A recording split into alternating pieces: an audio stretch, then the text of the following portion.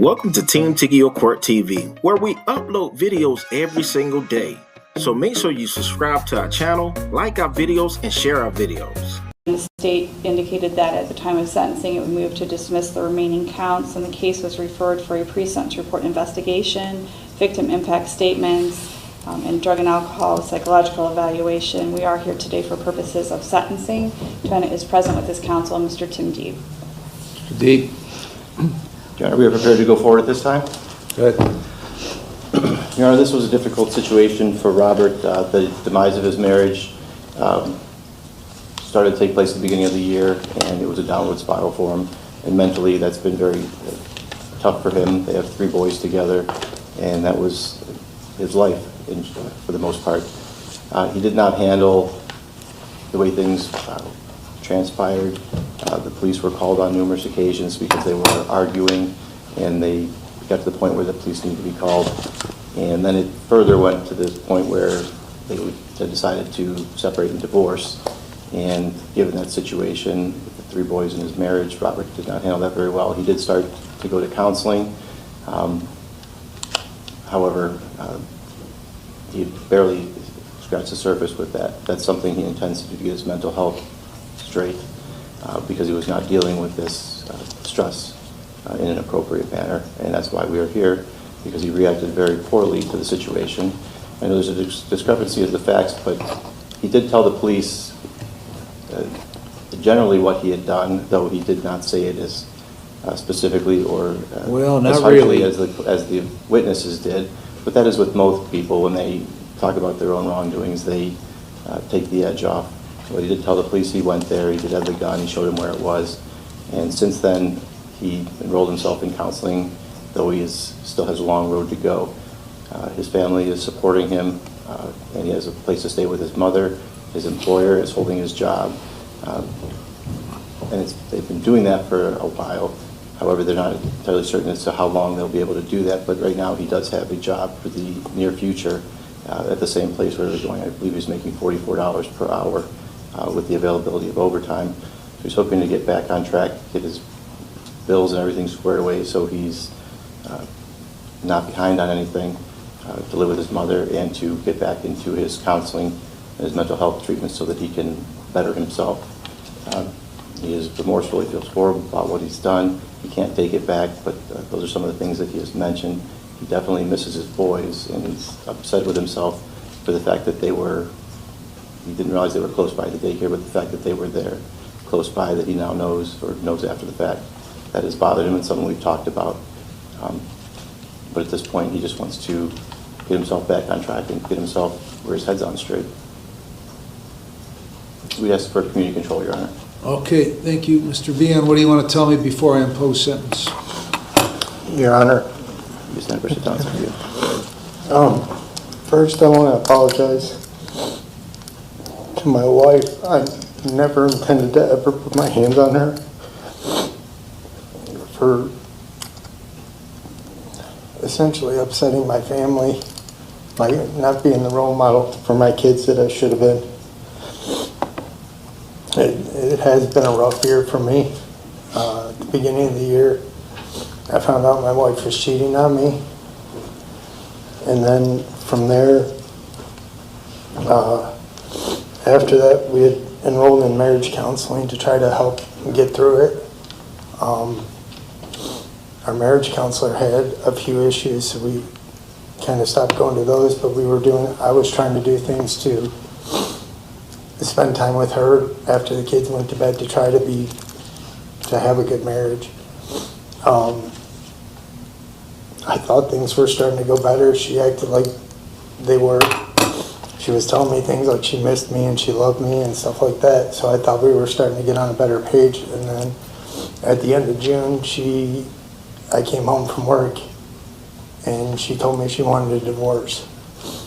And when she told me she wanted a divorce and I started digging, she's been talking to somebody else the whole time and I didn't know it.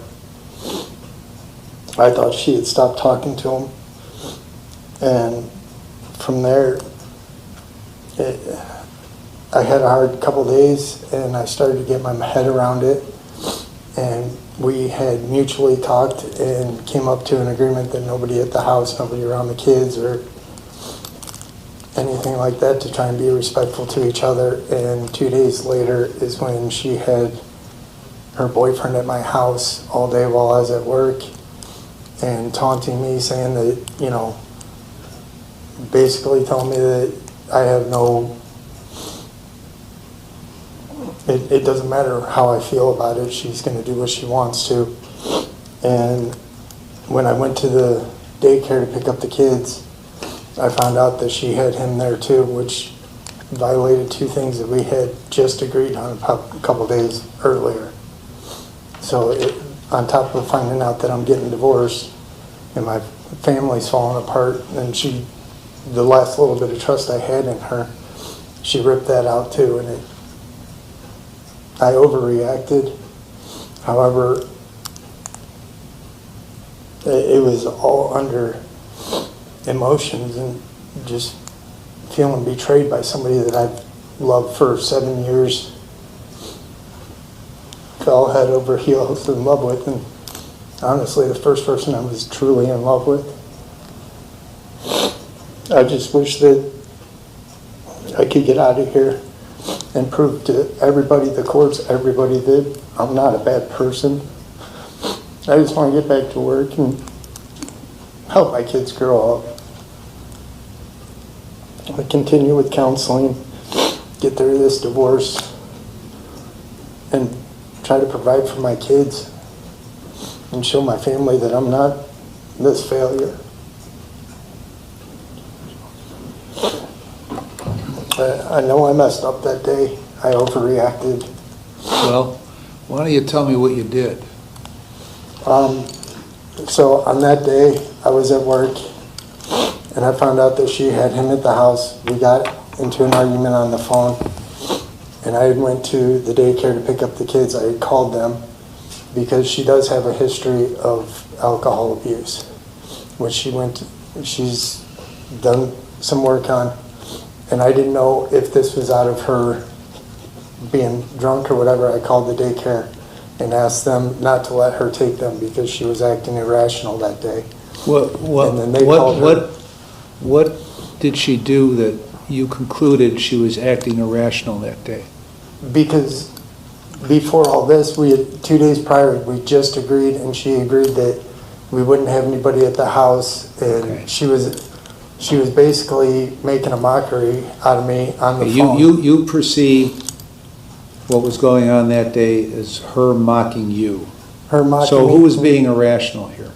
And she, I guess I was. Well, you told me that she was being irrational, Well, and the irrationality was somebody was over your house that you didn't want to be there. Correct. And we. Okay, so go ahead from there. And so from there, I proceeded to go to the daycare, not expecting her to be there. When I got there, Well, if she you had weren't, him there. why did you call the daycare to tell them not to let her pick the kids up if you didn't expect? I was trying to get there. If you Sorry. didn't expect her to be there, why would you call them then? I was trying to get there before her, and I didn't know what kind of state she was in, Okay, because she had him with her, okay, and I didn't want my kids around him. okay. All right, go ahead. And so when I pulled in, I parked behind her vehicle to make sure that she couldn't leave, and I did not know he was there at that point. Well, And, your fear was that she was going to show up with him. well, my fear was that she was going to take the kids. She had him with her at one point, so I didn't know that he was still with her. I wanted to take the kids. Hold on. You're telling me things that don't make sense, okay? You didn't want her to pick up the kids, but you didn't expect her to be there. You saw him with her that day, but you didn't expect him to be with her. So you blocked the car in. Why? I blocked the car in so that I could take the boys with me, because I didn't know what was going on with her. So that car was parked head in, blocked, and you came in behind it and parked? Yes, and then he exited the vehicle before I could get out of the truck and started threatening me. Threatening you how?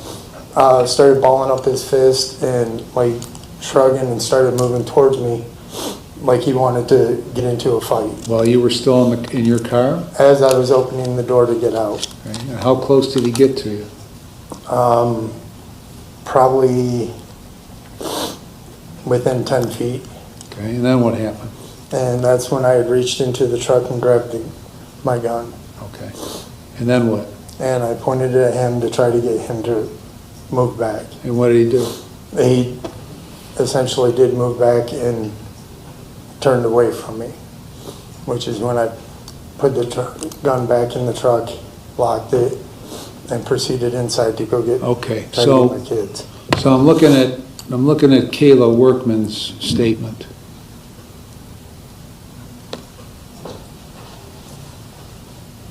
So she observed an argument that you had with Jesse. She noted that Jesse did not touch or approach Robert during the argument. She did not know who either man was until she was told after the fact. She only identified them as the first man who pulled up in the black truck and the man in the red shirt that was already in the lot standing next to her car. She witnessed the man who got out of the black truck yell at the man in the red shirt. The man who got out of the truck stopped yelling, walked to his truck, went inside, came back out holding a handgun. Then he then walked towards the man in the red shirt and pointed the gun at the man in the red shirt, and she heard him say, and this is the quote, "I'm going to fucking kill you." So are you telling me that never happened? I never said that I was going to kill him. Okay, what about the rest of it? And I turned out of my truck. I never advanced towards him. Okay. So then there's the next door unit, Maxim's, Angela Maxim, who works there.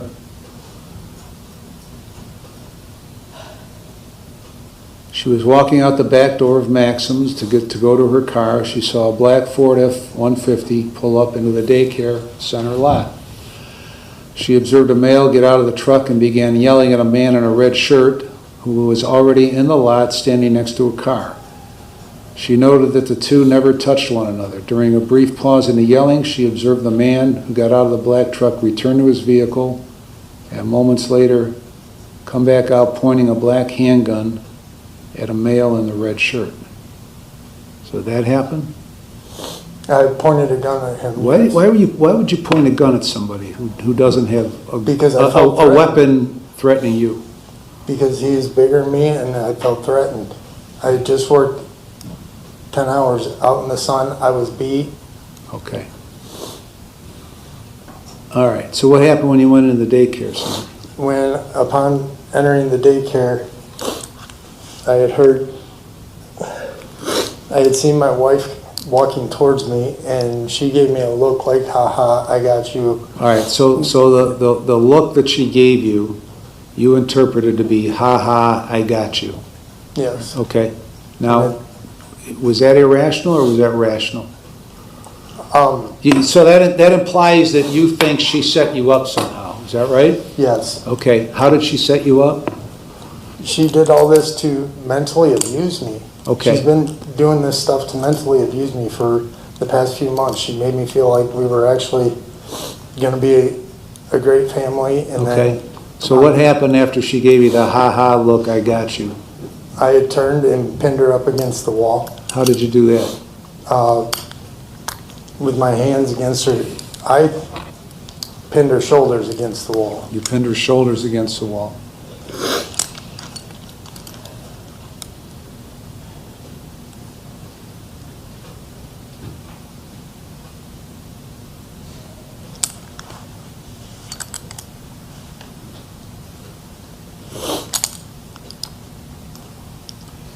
Well, why do people in the daycare say something that isn't even close to that? Why do they say that you came in, grabbed her around the neck, and picked her up off the ground holding her against the wall? Sir, I do not remember ever picking her up. Okay, well, why are these people part of the plot to get you also? I don't know why they're saying it. I don't know if it looked that way. I do not remember ever picking her up off the ground. Okay. Okay, what else do you want to tell me about this?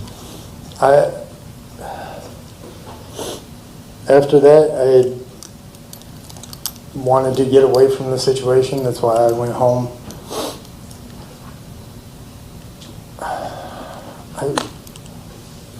I truly am sorry for everything. Where were your kids when all this was going on inside the daycare? They were inside the daycare. I did not know they were coming down the hallway behind them. Okay. How many other kids were in the daycare? I don't know. Okay. All right, what else you want to tell me? I'm extremely apologetic. I know everybody wishes they could take back their actions. Up until this point, I've been able to control my anger for the most part. Obviously a vehicle is going to get me upset, but I'm not this monster that everybody's portraying. What do you mean a vehicle is going to get you upset? Like trying to work on a vehicle or something, bolt not working or hit my fingers or something. Typical. But aside from that, I try to help people as much as I can. I try to be a good person.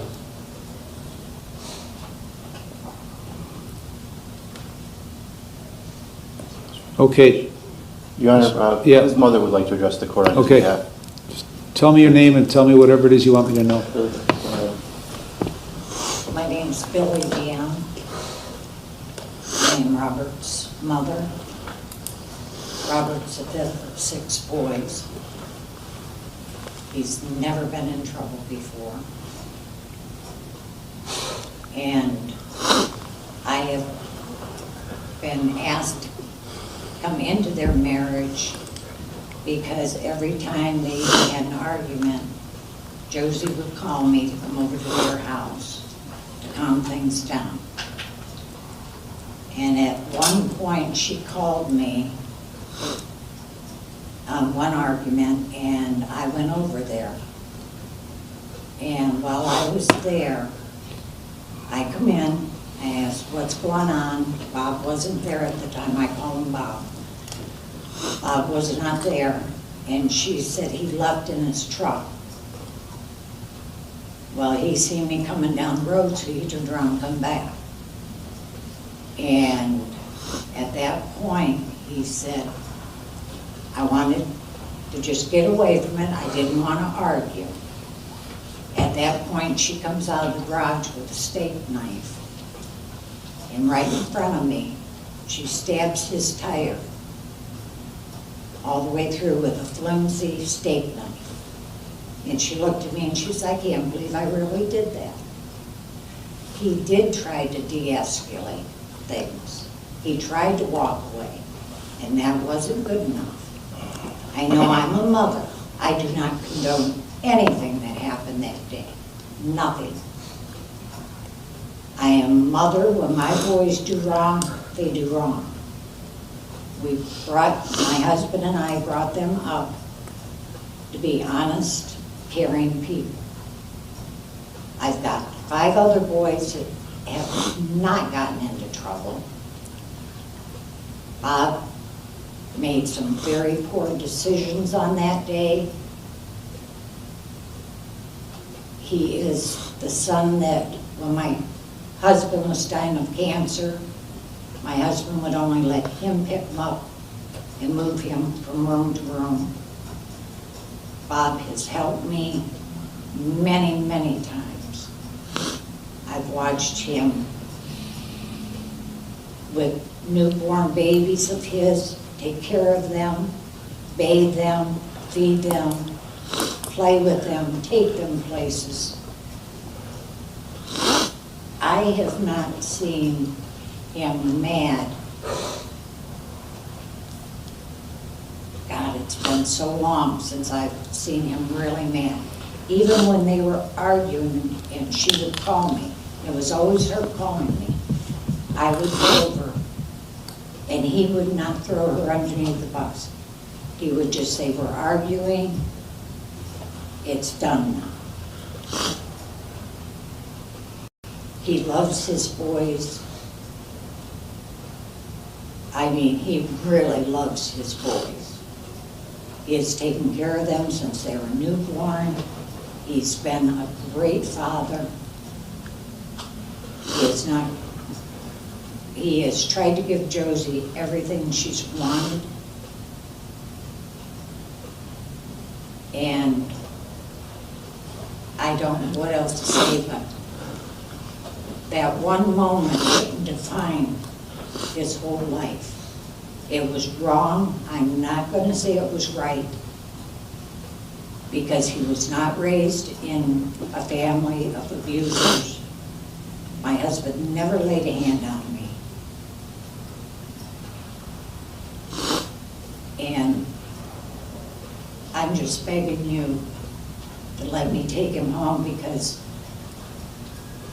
my fiance died in January. So I'm on my own again, and Bob is living with me and helping me. And I'm 72 years old, almost 73. And he is the one that's taking care of me.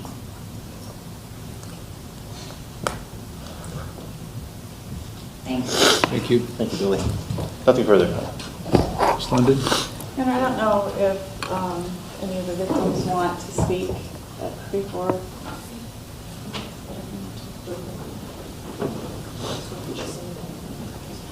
Hi, I'm Julia Ball. I work at Dedicated Children Early Learning Center. I'm a teacher to Robert and Josie's children. They are in my classroom. I've known Trip since he was 6 weeks old, and I've been taking care of him.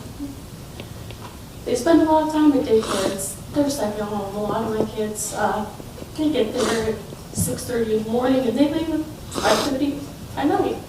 So sometimes I spend 55 hours a week with some of these kids, and especially Reese and Trippy. They often get picked up as late as possible when they would get picked up. And they struggle a lot. These are kids that have struggled a lot with being rough physically. When they were younger, they needed a lot of redirecting. I've helped a lot to fix the behaviors that Robert has put onto them, taught them. The oldest, Miles, is struggling a lot because of him. Your kids don't miss you. They talk about how daddy... Hold on. Hold on a minute. I am very... Hold on. I want this directed toward the inducing Yes. panic, okay? I don't want any... Okay. I don't want you talking to him, okay? Yes. Go ahead. On the day of the incident, that was one of the scariest days of my life. I work in the front of the building. I was in my classroom with 10 2-year-olds when this happened. The day of the incident, Robert called the daycare, and it was a little weird. He's never called to say, hey, I'm coming to pick up the kids early. Normally they get picked up at 5:30. He called, he said, don't let Josie take the kids. She's an alcoholic, don't let her take my kids. They're both on the pickup list, I'm not allowed to do that. So I call Josie and they say, hey, I'm being instructed not to let your kids leave with you. Are you coming to pick them up? Is everything okay? She comes, she gets there first, she picks them up, she's in a hurry. She grabs them. At this point, I don't know what's going on, but I see fear and a lot of moving fast, putting kids' shoes on, trying to get out the door. Before she can make it out the door, Kayla Workman comes in and says, there's a man outside in the parking lot with a gun, and he pulled it out in front of my kids. At that point, Robert's already trying to get in. My co-teacher is holding the door, trying to hold him out, but he has a key fob. You can't keep him out. He has his hands behind his back. He comes in. Josie has the kids. She says to me, take my kids, grab them as best as I can. I'm holding them. They're screaming, Daddy, Daddy. They're so excited to see their dad. And before I know it, Josie's up against my art wall by her neck. He's screaming at her, I'm going to kill you. Caleb Workman and my coworker rip him off of Josie. We are trying to push him out the door. He will not leave. I have 10 toddlers in my classroom crying, screaming. I pick up a chair and I just run at him to try to push him out of the door. And he's standing there with his hands behind his back, staring at me. And I don't know, am I going to get shot right now, or is he going to turn around and is he going to walk away? I don't know what his plan was that day and why he wanted to be there to get those kids first. But to call, to try to take the kids, to bring a gun, I don't know what he was going to do that day. But if he was irrational, he would have done anything to hurt her and hurt those kids. When he was out on bond, I couldn't sleep at night. I drove to her house to make sure she was okay. I couldn't answer the door at work. We were all scared. We had families threatening to pull their kids out of the daycare because they were afraid. We had to take down family photos in the classroom of him because his kids wouldn't stop pointing at them and pointing at the corner and saying, Daddy did it, Daddy hurt Mommy. I've been babysitting them to help so that Josie can work. And it has been really hard to see the damage that has been done emotionally to the kids, to their home, to their safety, to their mind. I wish that this was being taken more seriously, and I feel that it's not, because the daycare has not pressed charges. But it's a really big deal to bring a gun to a daycare. And it's a really big deal to choke somebody in front of children like that. Or to choke somebody at all, let alone in front of children. And I want to do whatever I can to make sure that he can never, ever come near that daycare again. Thank you. Thank you. Splendid.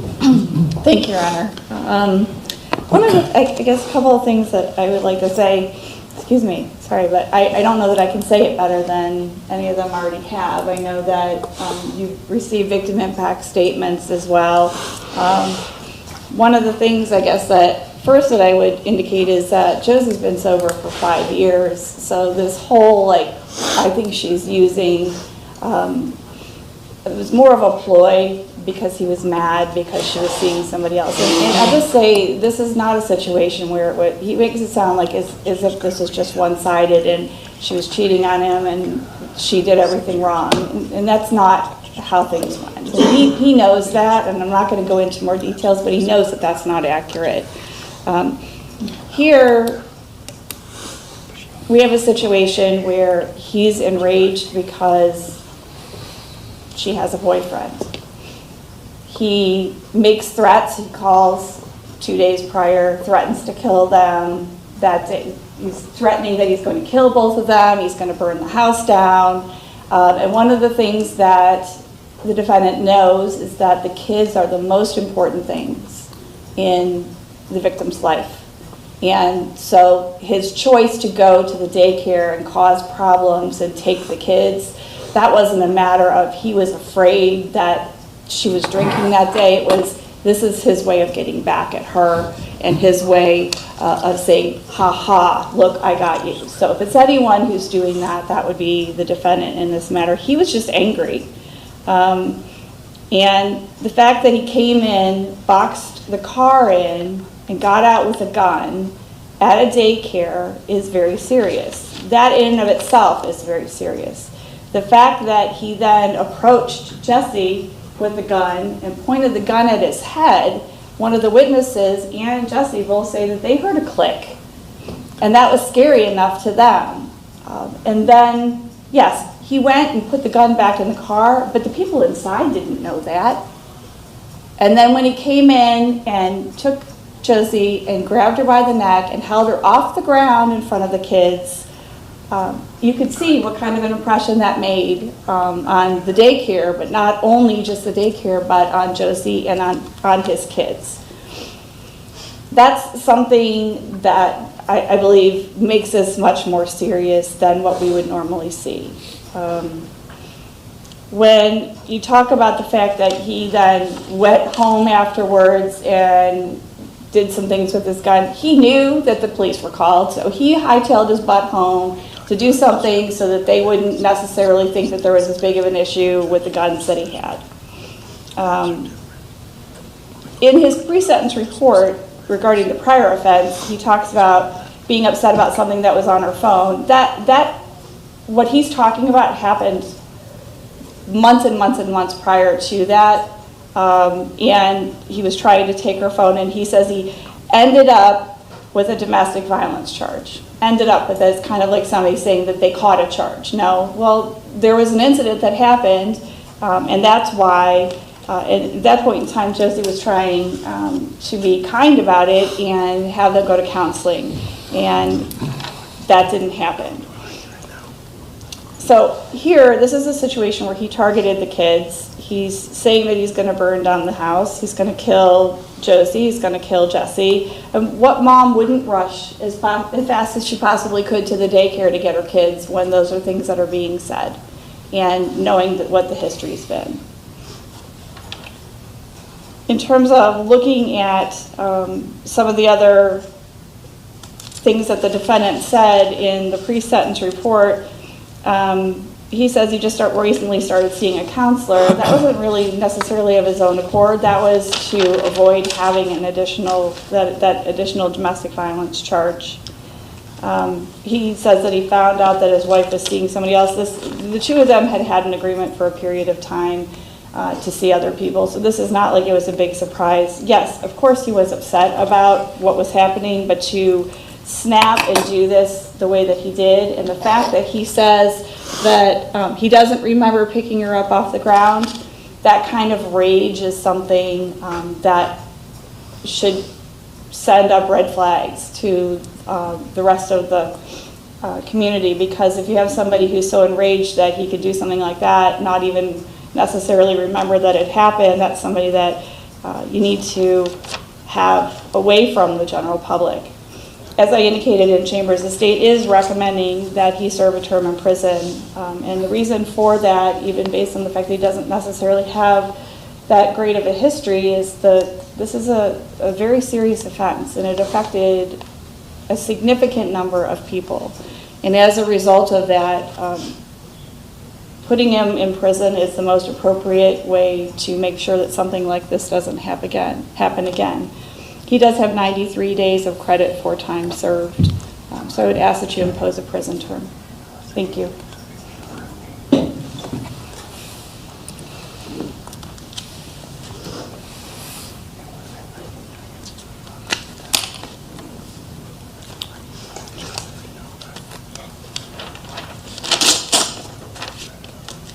What is this charge from Parma Municipal Court back in '01? What's that all about? That was I had an apartment with an ex-girlfriend, and we had agreed to separate. When we did, I moved my belongings out, and she had a period of time to get her belongings out which there was 2 cats that were hers. And when she failed to go get the remainder of her stuff and her cats out, one had died. And so when the apartment complex cleaned it out, Parma had issued animal cruelty to both of us because the apartment was in both of our names.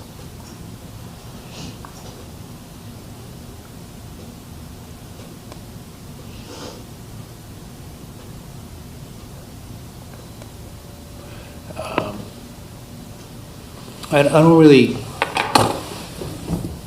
care about what the agreement was between the two of you about who could see who couldn't see who, when they could see him, when they couldn't see him. That's the stuff for the second and third floor to deal with, okay? I don't really care about that, okay? The problem here is that you have become so focused, completely, 100% focused on what you perceived was being done to you and why it was being done to you and how it was being done to you, that's all you cared about, okay? And that drove your every action. Everything you did was revolved around what you perceived that she was doing to you and why she was doing it to you, okay? Whatever the problems were between the two of you, take it up in divorce court.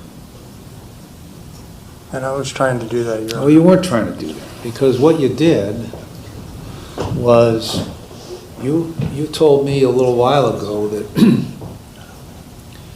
because the cameras were turned off at your house and because you thought that he was over there at the house, that meant she was acting irrationally, and you didn't want her to get the kids because of her irrationality. That in and of itself, on your part, is irrational. So as a result, you called the daycare, and apparently that's a rarity, but you call the daycare and say, don't let her take the kids. So you thought, obviously, that she was going there acting irrationally with him, because she was with him, that's what you concluded, to go get the kids, and you didn't want that. Because of your agreement that you may or may not have had with her, which is irrelevant to this situation. So you're the one completely acting off the rails by the first thing you do is block that car in so it can't get out. Then you are the one that confronts him. And I don't, let's take out of it what you say and what he says. Let's just enter into it what the two people who don't know either one of you say happened. Okay? What that tells me is that you got out of the car pissed off, approaching him. He probably barked back at you. Then you went back and got the gun and approached him and pointed it at him, and maybe pulled the trigger and it clicked, maybe did, I don't know, okay? Before you even get to that point, it's bad enough that you go in your car and get a gun, come back out and point it at him. That's dangerous. You don't seem to think that's dangerous because you thought you were defending yourself against him. Well, the people who know nobody say the opposite. So you're dangerous. You've become dangerous because you've been engulfed in your self-pity, and it's making you act irrationally. So you put the gun back in the car. You still got that car blocked in. You go in, and the first thing you do is focus on her. You weren't there to get the kids. You were there to get her. Backing up a little bit, you did say you were going to fucking kill him. You did say that. Whether you want to admit it or not, you said it. And then you got in, you went right for her. You didn't go right for your kids.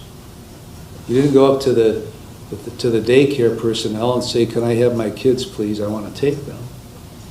You barged in there like a madman, went after her, grabbed her around the neck and picked her up off the floor, holding her against the wall, only being stopped by two of these women that worked there that dragged you off of her. And the other one who picked up a chair to make sure you got the hell out of there, and they had to force you out the door. And you sit here and you pretend like you can't recall that. That all you did was push her on the shoulders up against the wall. So you can't, you're not being honest with me. Maybe you're not being honest with yourself. I don't know. But as a result of your actions, both outside and inside, you scared the living hell out of everybody that was there. Most notably, your kids. And every other kid that was there. And everybody else who worked there. And Josie. You scared the hell out of everybody. And you're dangerous. Okay? Because, you know, you may only have this animal cruelty thing and this domestic violence that eventually was dismissed. Okay? But you have spent the better part now of many months engulfed in your own mind and your own self-pity that the only woman you ever loved, as you say, has decided that she doesn't want to be with you anymore.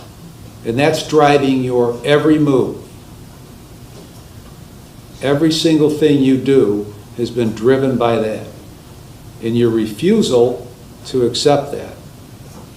And that fuels your actions that led to July 10th. Which were, if you don't seem to, I don't know that you realize or want to admit how dangerous that situation was. But here we are. I've reviewed the pre-sentence report, the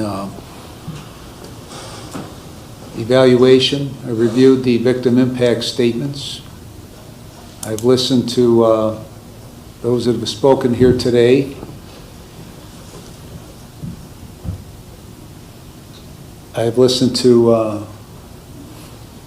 Mr. Vian. I've listened to counsel. I have considered all the provisions in 2911, 2912, and 2913. And based on the contents of all these documents, and based on your actions,